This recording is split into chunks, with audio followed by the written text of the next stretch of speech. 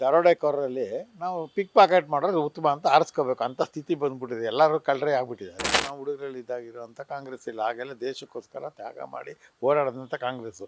ಈಗೆಲ್ಲ ಲೂಟಿ ಮಾಡೋ ಕಾಂಗ್ರೆಸ್ಸು. ಇವಾಗಲೂ ಒಳ್ಳೆ ಲೀಡ್ರಿಗೆ ಕೈ ಜೋಡಿಸ್ಬೇಕು ಇವರು. ಅಂಥ ಕೆಲಸನ ಬಾಕಿಯವ್ರು ಮಾಡ್ತಾ ಇಲ್ಲ. ಮೋದಿ ಒಬ್ಬರು ತೊಗೊಂಡು ಏನು ಮಾಡ್ತೀವಿ? ಮೊದಲು 5 ವರ್ಷದ ಮುಂಚೆ ಯಾವುದು ಏನೂ ಚೇಂಜ್ ಆಗ್ತಿರಲಿಲ್ಲ. ಈಗ 5 ಗಂಟೆಗೂ ಚೇಂಜ್ ಆಗ್ಬಿಡುತ್ತೆ. ನಮ್ಮ ರಾಜ್ಯದಲ್ಲಿ ಇರೋ ಇದು ಕಾಂಗ್ರೆಸ್ ಸರ್ಕಾರ ಇರ್ಬೋದು, ಬಿಜೆಪಿ ಸರ್ಕಾರ ನಿಮಗೆ ಗೊತ್ತೇ ಇರೋದೆ. ಸೊ ನೆಕ್ಸ್ಟ್ ಎಲೆಕ್ಷನ್ ನಿಂತ್ಕೊಂಡ್ರೆ ಯಾವ ಪಕ್ಷ ಬರ್ಬೋದು ಅಂತ ನಿಮಗೆ ಅನ್ಸುತ್ತೆ?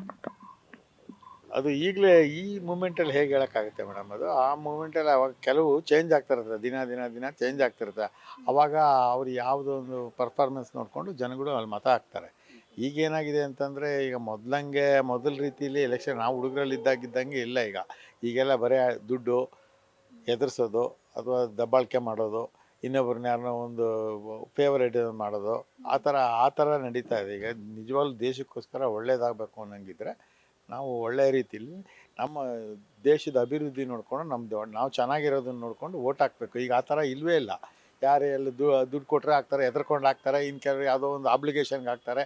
ಆ ಥರ ಆಗ್ಬಿಟ್ಟಿದೆ ಇದೆ. ಈಗ ಮೊದಲಂಗೆ ಮನಸ್ಪೂರ್ವಕವಾಗಿ ಹಾಕೋರು ಭಾರಿ ಕಡಿಮೆ ಈಗ. ಹಂಗಾಗ್ಬಿಟ್ಟು ಈಗ ಯಾವ ಪಾರ್ಟಿ ಈ ಪಾರ್ಟಿ ಅಂತೆಲ್ಲ ಎಲ್ಲ ಪಾರ್ಟಿಲೂ ಇದ್ದಾರೆ. ಈಗೇನಂದರೆ, ಈಗ ನಾವು ಲಾಸ್ಟ್ ಟೈಮ್ ಹೇಳಿದಾಗ ನಿಮಗೆ ಈ ದರೋಡೆಕೋರರಲ್ಲಿ ನಾವು ಪಿಕ್ ಪಾಕೆಟ್ ಮಾಡೋದು ಉತ್ತಮ ಅಂತ ಆರಿಸ್ಕೋಬೇಕು ಅಂತ ಸ್ಥಿತಿ ಬಂದ್ಬಿಟ್ಟಿದೆ. ಎಲ್ಲರೂ ಕಳ್ಳರೇ ಆಗ್ಬಿಟ್ಟಿದ್ದಾರೆ ಈಗ. ಆ ಸ್ಥಿತಿ ಒಂದು ಬಂದಿದೆ. ಈ ಒಳ್ಳೆ ನಿಯತ್ತಿರೋರಿಗೆ ಜಾಗ ಇಲ್ಲ ಈಗ ಸದ್ಯಕ್ಕೆ. ಹಾಗಾಗಿದೆ ಈಗ. ನಮ್ಮ ರಾಜ್ಯದಲ್ಲಿ ಇರೋದು 2 ಪಕ್ಷ, ಒಂದು NDA ಮತ್ತು ಇನ್ನೊಂದು ಕಾಂಗ್ರೆಸ್. NDA JDS ಕೂಡ ಜಾಯ್ನ್ ಆಗುತ್ತೆ, ಬಿಜೆಪಿ ಮತ್ತು JDS. ಸೊ ಪಕ್ಷಗಳ ಬಗ್ಗೆ ಹೇಳೋದಾದ್ರೆ, ಪಕ್ಷಗಳ ಬಗ್ಗೆ ಹೇಳಿದ್ರೆ ಮೊದಲಂಗೆ ಕಾಂಗ್ರೆಸ್ಸು ಅದೇ ನಾನು ಹೇಳಿದ್ನಲ್ಲ, ನಾವು ಹುಡುಗರಲ್ಲಿ ಇದ್ದಾಗಿರುವಂಥ ಕಾಂಗ್ರೆಸ್ ಇಲ್ಲ. ಆಗೆಲ್ಲ ದೇಶಕ್ಕೋಸ್ಕರ ತ್ಯಾಗ ಮಾಡಿ ಹೋರಾಡಿದಂಥ ಕಾಂಗ್ರೆಸ್ಸು. ಈಗೆಲ್ಲ ಲೂಟಿ ಮಾಡೋ ಕಾಂಗ್ರೆಸ್ಸು. ಈಗ ಇವರು ಸೇರ್ಕೊಂಡಿರೋದು ಅಷ್ಟೇ. BJPನೂ ಅಷ್ಟೇ ಒಳ್ಳೆ ಹೆಸರಲ್ಲಿತ್ತು. ಜನಸಂಘ ಇದ್ದಾಗ ತುಂಬ ಒಳ್ಳೆಯ ಹೆಸರಲ್ಲೇ ಇತ್ತು. ಈಗ ಏನಾಗಿದೆ ಅಂತಂದರೆ, ಎಲ್ಲ ಮೋದಿ ಅಂತವ್ರು ಒಬ್ಬರು ಇಬ್ಬರು ಸಿಕ್ಕೊಂಡು ಒದ್ದಾಡಿದ್ರೆ ಏನು ಮಾಡೋಕ್ಕಾಗುತ್ತೆ? ಬಾಕಿಯವರೆಲ್ಲ ಮಾಡೇ ಮಾಡ್ತಾ ಇರ್ತಾರೆ. ಈಗ ಏನಾಗಿದೆ, ಪವರ್ಗೋಸ್ಕರ ಎಲ್ಲರ ಹತ್ರನೂ ಅವರು ಸೇರ್ಕೊತಾ ಇದ್ದಾರೆ. JDS ಏನು ಪ್ರಾದೇಶಿಕ ಪಕ್ಷ, ಅದು ಯಾವ ಕಡೆ ಇರುತ್ತೋ ಆ ಕಡೆ ಹೋಗ್ತಾ ಇರುತ್ತದು. ಅದು ಇನ್ನೇನು ಪ್ರತಿ ಸಲ ಅವ್ರಿಗೆ ಇಲ್ಲ, ಒಂದು ಸಲ ಕಾಂಗ್ರೆಸ್ಗೂ ಹೋಗಿದ್ರು, ಒಂದು ಸಲ ಇದಕ್ಕೆ BJPಗೂ ಬಂದಿದ್ದಾರೆ. ಅವ್ರು ನಾಳೆ ಇನ್ನೊಂದು ಪಕ್ಷಕ್ಕೂ ಹೋದ್ರೇನು ಆಶ್ಚರ್ಯ ಏನಿಲ್ಲ. ಪ್ರಾದೇಶಿಕ ಪಕ್ಷಗಳು ಬೆಳೆಯೋಕ್ಕೇನು, ರಾಷ್ಟ್ರೀಯ ಪಕ್ಷಗಳು ಚೆನ್ನಾಗಿ ಜನಗಳಿಗೆ ಒಂದು ಒಳ್ಳೆಯ ಕಾರ್ಯ ಮಾಡಿಕೊಡೋ ರೀತಿಯಲ್ಲಿ ಕೆಲಸಗಳನ್ನು ಮಾಡಿ ದೇಶದ ಭದ್ರತೆಯನ್ನು ಕಾಪಾಡೋದಕ್ಕೆ ನಿಜವಾಗ್ಲೂ ಒಳ್ಳೆಯ ಲೀಡ್ರಿಗೆ ಕೈ ಜೋಡಿಸ್ಬೇಕು ಇವರು. ಅಂಥ ಕೆಲಸನ ಬಾಕಿಯವ್ರು ಮಾಡ್ತಾಯಿಲ್ಲ. ಮೋದಿ ಒಬ್ಬರು ತೊಗೊಂಡು ಏನು ಮಾಡ್ತೀರಿ? ನೋಟ್ ಬ್ಯಾನ್ ಆಯಿತು. ನಾನೊಬ್ಬ bank manager, retired manager. Note ban ಆದಾಗ ಸಿಕ್ಕಾಪಟ್ಟೆ ನೋಟ್ಗಳು ಸಿಕ್ತು. ಏನು ಮಾಡೋದು? ಇದುವರೆಗೂ ಯಾವುದೂ ಆ್ಯಕ್ಷನ್ ತಗೊಳ್ಳೋಕ್ಕಾಗಲಿಲ್ಲ. ಯಾಕಂದರೆ ಎಲ್ಲರೂ ಮಿಂಗಲ್ ಆಗಿಬಿಟ್ಟಿರ್ತಾರೆ. ಮೋದಿ ಒಬ್ಬರು ಏನು ಮಾಡೋಕ್ಕಾಗುತ್ತೆ? ಅಷ್ಟು ಕೋಟಿ ಇದೆಲ್ಲ ಬ್ಯಾನ್ ಮಾಡಿದಾಗ ಸಿಕ್ಕಾಪಟ್ಟೆ ಎಲ್ಲ ಮಾಡಿಬಿಟ್ಟು ಮಿಸ್ಯೂಸ್ ಮಾಡಿದ್ರು. ಅದನ್ನು ಯಾರನ್ನ ಹಿಡಿದ್ರು? ಒಬ್ಬರೂ ಹಿಡಿಲಿಲ್ಲ. ಈ ಥರ ಹಿಂಗೆಲ್ಲ ಮಿಸ್ಯೂಸ್ಗಳು ಆಗಿಬಿಟ್ರೆ ಒಬ್ಬರು ತೊಗೊಂಡು ಏನು ಮಾಡೋಕ್ಕಾಗುತ್ತೆ ಅಲ್ವಾ? ಅದನ್ನೇ ಎಲ್ಲರೂ ಸೇರಿಕೊಂಡು ಅದಕ್ಕೆ ಕೈ ಜೋಡಿಸ್ಬೇಕು.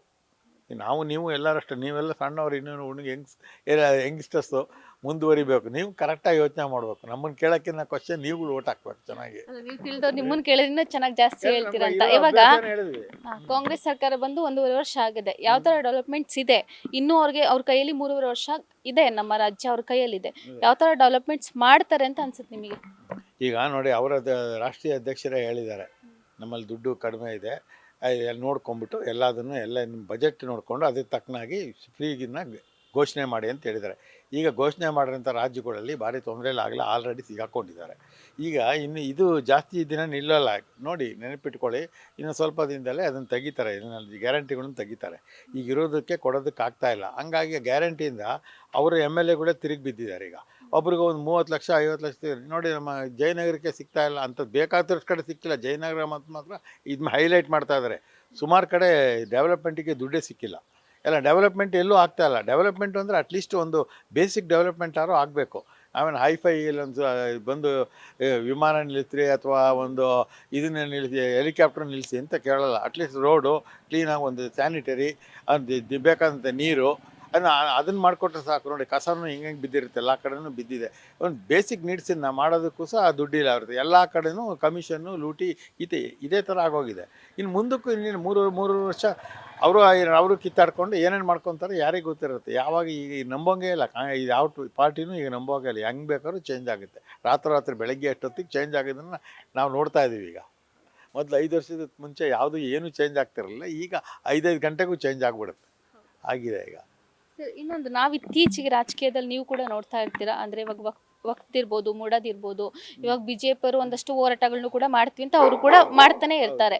ಸೊ ಸದ್ಯದ ಪರಿಸ್ಥಿತಿಯಲ್ಲಿ ರಾಜಕೀಯ ನೋಡಿದ್ರೆ ಏನ್ ಹೇಳ್ತೀರಾ, ಏನ್ ಅನ್ಸುತ್ತೆ ನಿಮಗೆ? ರಾಜಕೀಯ ಅಂದ್ರೆ ತಕ್ಷಣ ಏನ್ ತಲೆಗೆ ಬರುತ್ತೆ?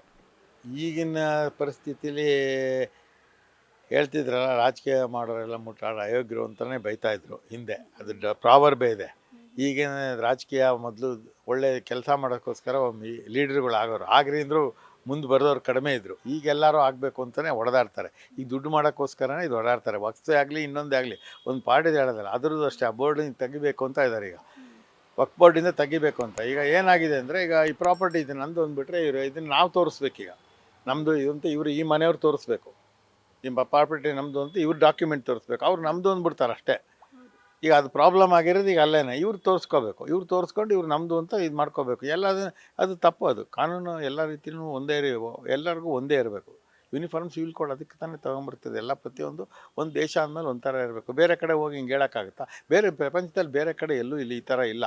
ನೀವೇ ಅಲ್ಲಿ ಕಷ್ಟಪಟ್ಟು ನೀವು ದುಡ್ದಿರ್ತೀರಿ, ನಿಮ್ಮದೊಂದು ಜಾಗ ಇರುತ್ತೆ, ನಿಮ್ಮ ತಾತ ಮುತ್ತಾತ ಎಲ್ಲ ತೊಗೊಂಡಿರ್ತಾರೆ, ಅದು ನಂದು ಅಂತ ಹೇಳ್ಬಿಟ್ರೆ ನೀವು ತೋರಿಸ್ಬೇಕು ಅಂದರೆ ನಿಮ್ಮ ಹತ್ರ ಡಾಕ್ಯುಮೆಂಟ್ ಇದೆಯೋ ಇಲ್ವೋ ಗೊತ್ತೇ ಇರಲ್ಲ ನಿಮಗೆ. ಒರಿಜಿನಲ್ ಡಾಕ್ಯುಮೆಂಟ್ಸ್ಗಳು ಇರಲ್ಲ, ಇರೋದಿದ್ರೆ ನೀವು ನಡೆಸ್ಕೊಂಡು ಬರ್ತಾ ಇರ್ತಾರೆ. ನಿಮ್ಮದು ಈ ಪ್ರೆಸೆಂಟ್ ಡಾಕ್ಯುಮೆಂಟ್ಸ್ ಇರುತ್ತೆ ಅಲ್ವಾ? ಹಾಗೆ ಈಗ ನನ್ನ ಹೆಸರಲ್ಲಿ ಒಂದು ಡಾಕ್ಯುಮೆಂಟ್ ಈಗ ಇರುತ್ತೆ ಅಷ್ಟೇ. ತಾತನ ಮುತ್ತಾತಂದೆಲ್ಲ ಹಿಂದಿಂದೆಲ್ಲ ತೊಗೊಂಡು ಬಂದು ಕೊಡೋದು ಕೇಳಿ ಒರಿಜಿನಲ್ ಡಾಕ್ಯುಮೆಂಟ್ಸ್ ಎಲ್ಲಿರ್ತದೆ, ಅದು ನಮ್ಮ ವಕ್ಫ್ ಅಂತ ಹೇಳ್ತಾರೆ ಅವರು.